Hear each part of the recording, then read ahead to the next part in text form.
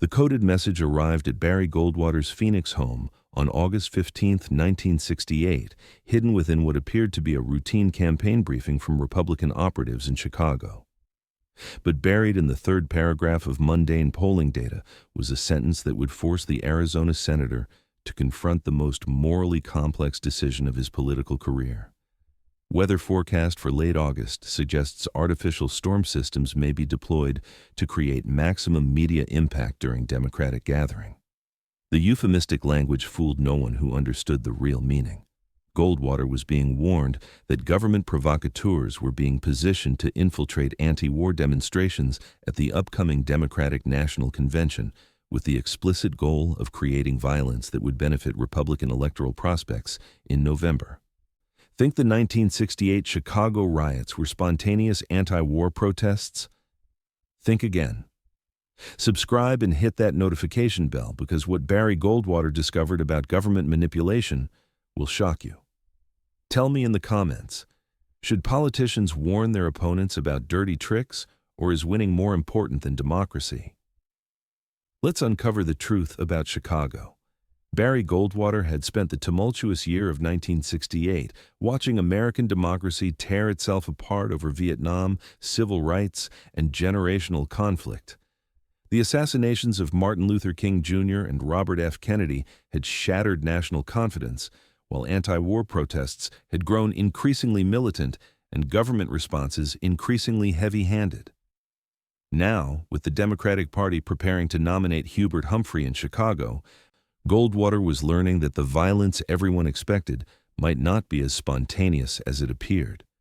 The source of the warning was someone identified only as Deep Six, an FBI operative who had been feeding information to conservative Republicans for months about the Bureau's domestic intelligence operations. Previous communications from Deep Six had proven accurate and valuable, providing advance warning about anti-war demonstrations, civil rights organizing, and radical group activities that helped Republican candidates prepare their responses to civil unrest. But this message was different. Deep Six was not providing intelligence about genuine radical activities. He was warning about government manipulation designed to create the appearance of radical violence where none existed. The FBI was apparently planning to use the Democratic Convention as a stage for a massive deception operation that would damage both the anti-war movement and the Democratic Party, while benefiting Republicans who had no knowledge of the manipulation. 3 days later, Goldwater received a phone call that confirmed his worst fears about what was being planned for Chicago.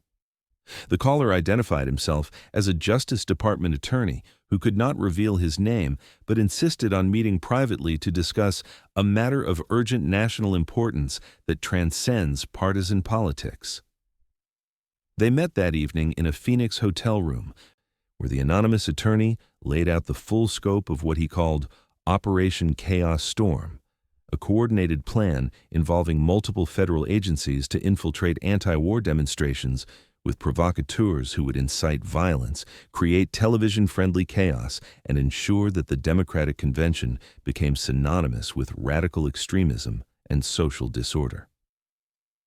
"Senator," the attorney said, his voice shaking with obvious distress, "what I'm about to tell you violates every principle of democratic governance and constitutional law.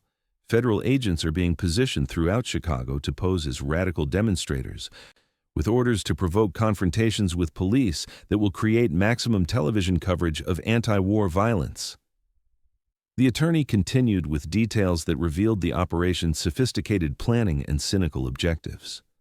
The goal is not to prevent violence, but to ensure it happens in ways that can be blamed on anti-war protesters while concealing government involvement. Television cameras will be positioned to capture police responses to provocations they don't know are being orchestrated by federal agents. Goldwater listened with growing horror as the attorney described an operation that represented the complete abandonment of democratic principles in favor of electoral manipulation. The federal government was planning to use violence against its own citizens as a political weapon, creating artificial chaos to influence election outcomes while maintaining plausible deniability about its role in the manipulation. "How many agents are involved?" Goldwater asked. Over 200 federal operatives will be embedded in various protest groups, the attorney replied. They've been training for weeks in techniques designed to maximize confrontation while minimizing the risk of exposure. The operation is compartmentalized so that most participants don't understand the full scope of what they're participating in. The scale of the operation was staggering, involving coordination between the FBI, military intelligence units, and local law enforcement agencies that believed they were responding to genuine threats rather than participating in a massive deception. Even Chicago police would be unknowing participants in violence orchestrated by federal agents posing as the protesters they were supposed to control. Senator, the attorney continued, I'm sharing this information with you because I believe you have the moral authority to stop it. If a respected conservative like you were to warn Democratic leaders about the planned provocations, they could take steps to protect their convention from manipulation. The request placed Goldwater in an impossible position. Warning Democrats about Operation Chaos Storm would potentially prevent violence and protect democratic institutions, but it would also hand his political opponents a significant electoral advantage by allowing them to prepare for and possibly expose Republican beneficial manipulation. It would require him to choose between partisan advantage and democratic integrity. But remaining silent would make him complicit in a government operation designed to manipulate American democracy through artificial violence created for television consumption. It would mean accepting the principle that electoral victory justified any means, including the use of federal agents to incite violence against American citizens exercising their constitutional rights. The following week brought additional intelligence that made Goldwater's decision even more urgent. Deep Six provided detailed operational plans showing how federal provocateurs would be positioned throughout Chicago's Grant Park and other protest locations, equipped with specific instructions for creating confrontations that would appear to be initiated by anti-war demonstrators. The plans revealed a level of cynical manipulation that shocked even Goldwater's hardened understanding of political warfare. Federal agents would pose as radical leaders, giving inflammatory speeches designed to provoke aggressive police responses. They would throw objects at police lines while positioned behind legitimate protesters who would bear the consequences of police retaliation. They would start fires and break windows while ensuring that television cameras captured images of anti-war activists appearing to engage in destructive violence. Most disturbing was the operation's detailed media strategy, which included coordination with friendly television networks to ensure maximum coverage of provoked violence while minimizing coverage of the government agents who were creating the confrontations. The American people would see anti-war protesters rioting in Chicago, but they would not see the federal provocateurs who were orchestrating the riots for political purposes. Senator, Deep Six's latest message warned, the operation has been expanded beyond original parameters. Military intelligence units have been authorized to use more aggressive provocation techniques, including weapons that could result in serious injuries or deaths among protesters who have no knowledge they're being manipulated into dangerous situations. The warning about potential fatalities transformed Goldwater's moral dilemma into an urgent crisis of conscience.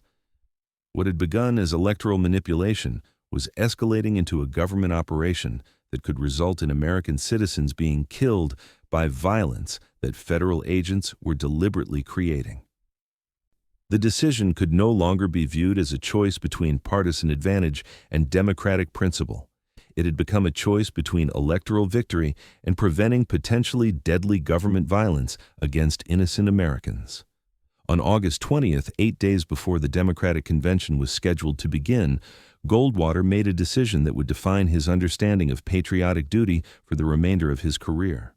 He would warn Democratic leaders about Operation Chaos Storm, but he would do so in a way that protected his sources while still providing enough information to prevent the planned violence.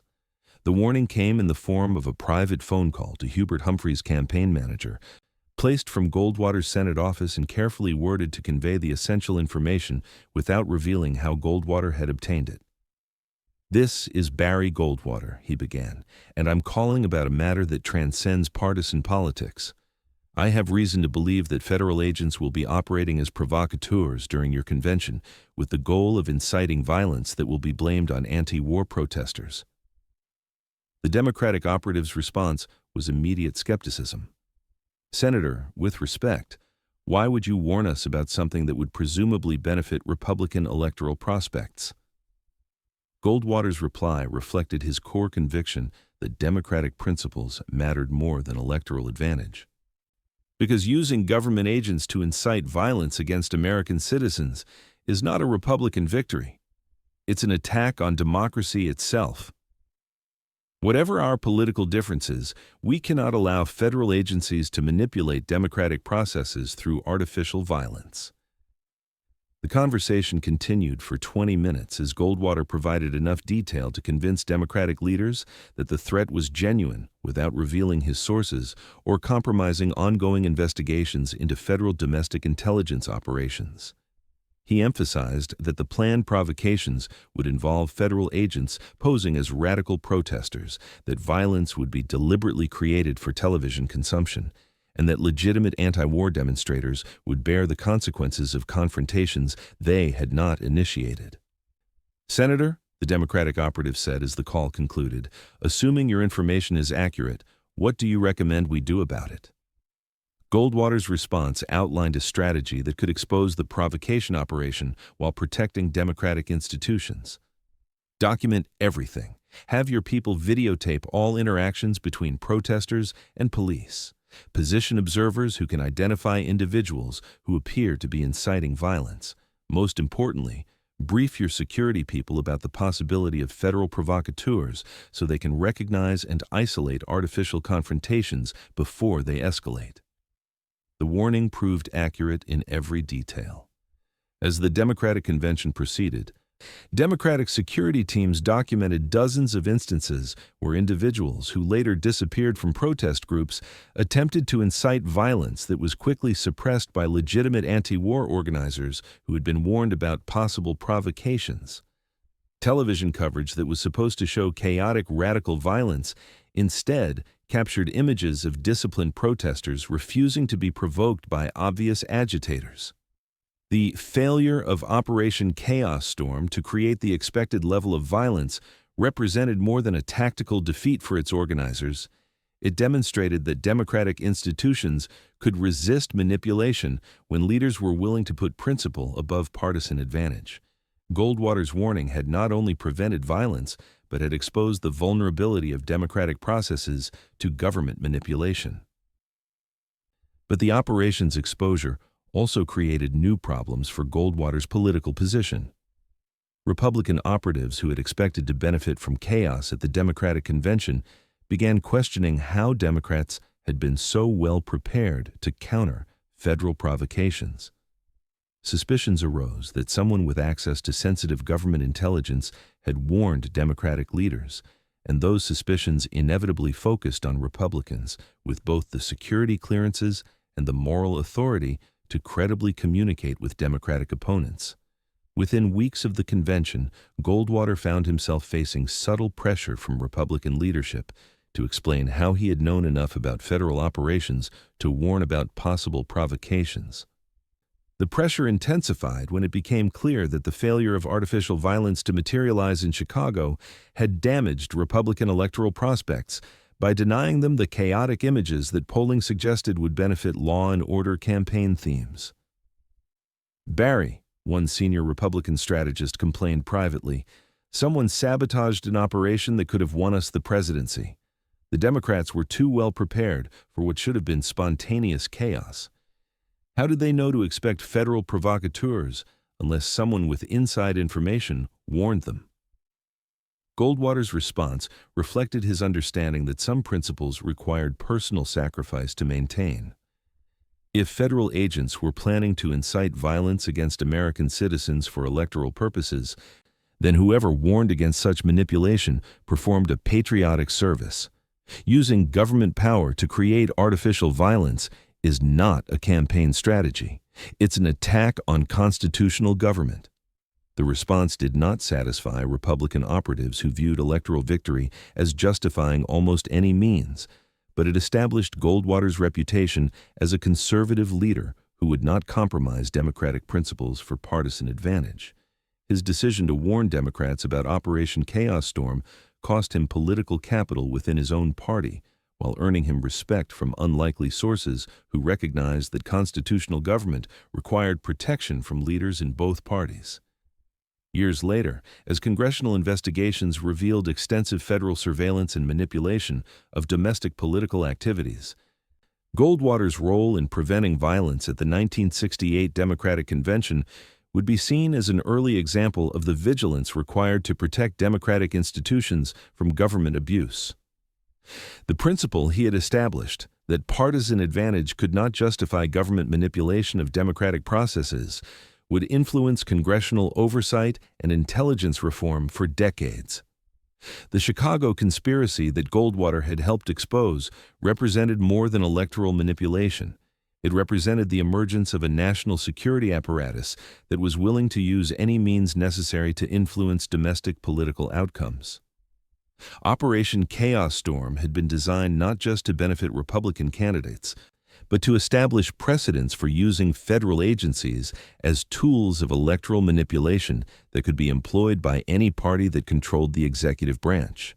Goldwater's decision to warn his political opponents about the operation reflected his understanding that constitutional government required protection from leaders in both parties who understood that their immediate political interests were less important than the long-term survival of democratic institutions. The violence that was prevented in Chicago would have damaged not just the Democratic Party or the anti-war movement, but the principle that American political processes should be determined by citizen choice rather than government manipulation.